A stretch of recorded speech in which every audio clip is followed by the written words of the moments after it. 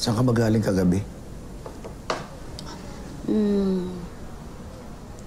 Sa isang lugar kung saan hindi niyuyurakan ang pagkatao ko, lalo na ang pagkababae ko. Chrissy, I'm sorry. Ayun na naman yung sorry na yan eh. Wala naman nangyayari.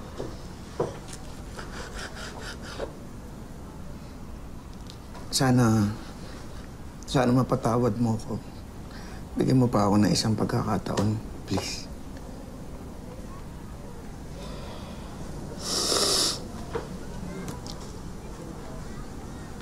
Nakapag-isip na ako.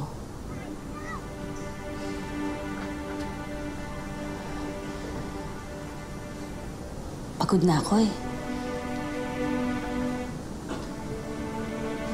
Pagod na ako. Kaya, iwan na kita. Chrissy. Ha?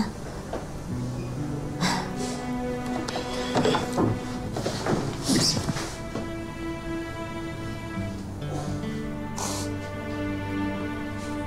Ano ba sinasabi mo? Yan ka na naman eh. Yun na naman yung mga yakap mo na sobrang higpit. Bitiwan mo ako.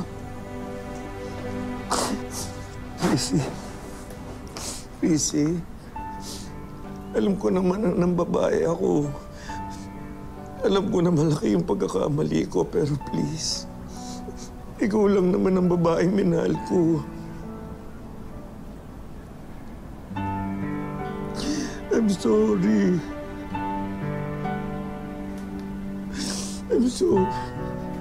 Tigil mo nga pag-iyak mo dyan. Mga engot. I love you.